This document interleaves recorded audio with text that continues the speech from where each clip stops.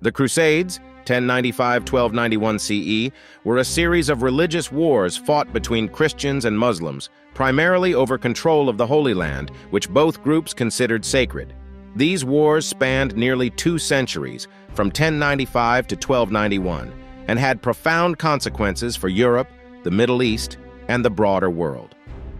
To understand why these wars were fought, it's essential to explore the causes, key events, and the lasting impact of the Crusades.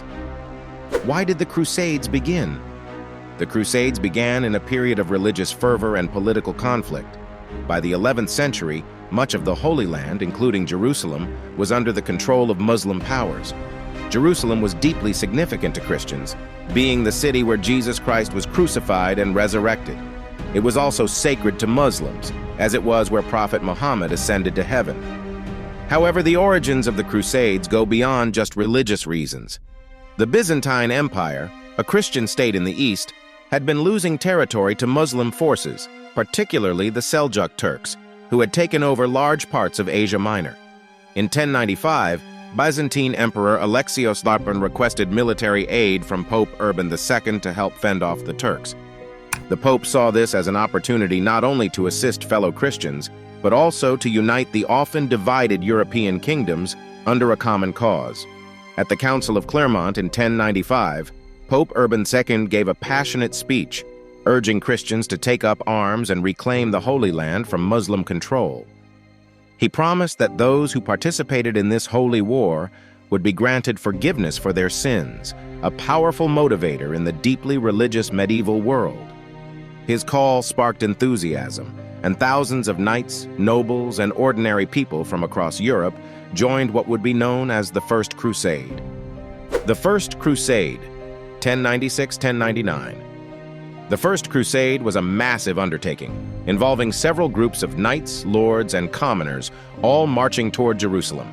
These crusaders had little centralized leadership, but their shared goal of reclaiming the Holy Land motivated them. After difficult journeys across Europe and Asia Minor, they finally reached Jerusalem in 1099. The capture of Jerusalem was brutal. Crusader forces besieged the city for weeks, and when they finally broke through, they massacred many of its Muslim and Jewish inhabitants. This victory was seen as a divine triumph by the Crusaders, who established the Kingdom of Jerusalem and several other Crusader states, including Edessa, Antioch, and Tripoli. These Christian-controlled territories would remain a source of conflict for the next several decades. The rise of Muslim resistance. While the Crusaders had successfully captured Jerusalem, they faced constant threats from surrounding Muslim states. Many Muslim leaders, including the Seljuk Turks, had been caught off guard by the First Crusade, but soon, Muslim forces began to regroup and resist the Crusaders.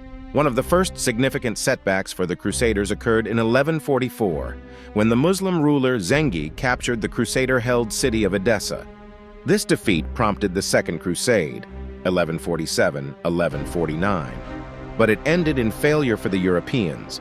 Muslim forces were becoming more organized, and internal divisions among the Crusader states made it difficult for them to defend their territories.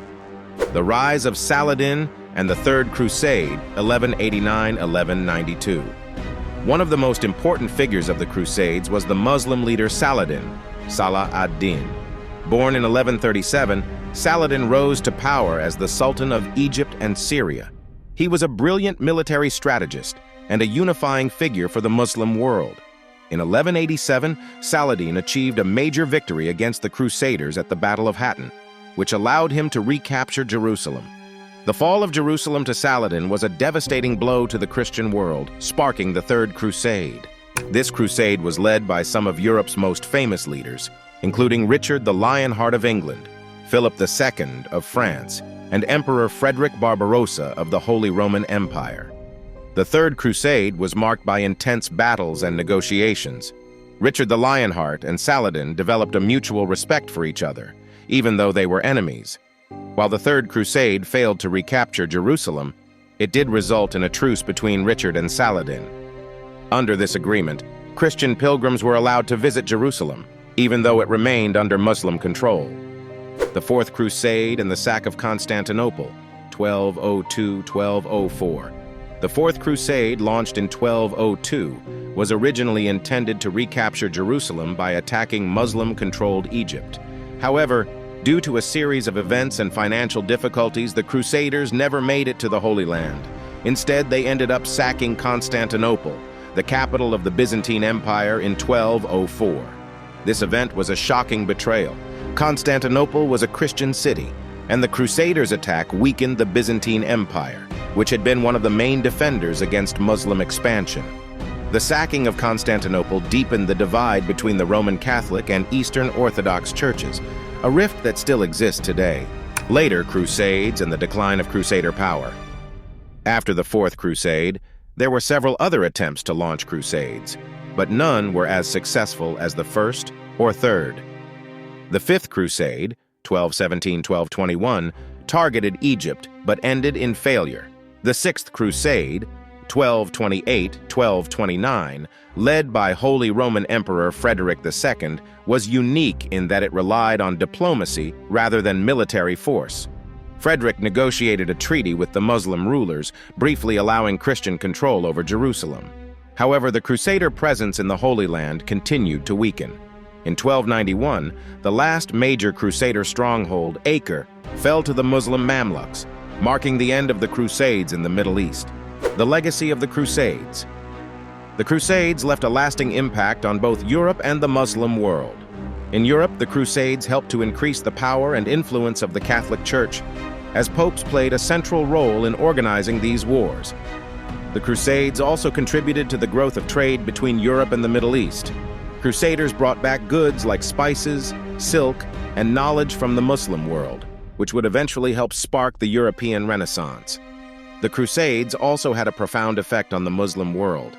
They reinforced the idea of jihad, or holy struggle, and contributed to the unification of Muslim territories under strong leaders like Saladin. The memory of the Crusades still resonates in the modern Middle East, where they are often remembered as a time of Christian aggression against the Islamic world. The Crusades also had a darker side. The violence and brutality of the wars, including the massacre of civilians, left deep scars.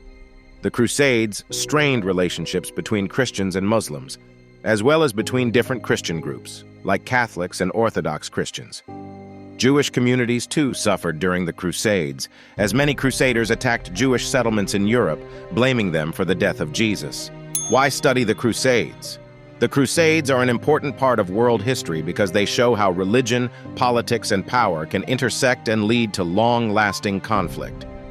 While the wars themselves were fought centuries ago, the themes of religious intolerance, political alliances, and cultural exchanges are still relevant today. By studying the Crusades, we can learn about the consequences of violence and the importance of understanding different cultures and religions. The Crusades were a complex series of events with far-reaching consequences. They were a time of both heroism and horror, faith and fanaticism. Although they took place nearly 1,000 years ago, their legacy still influences our world today, reminding us of the power and danger of religious and political conflict.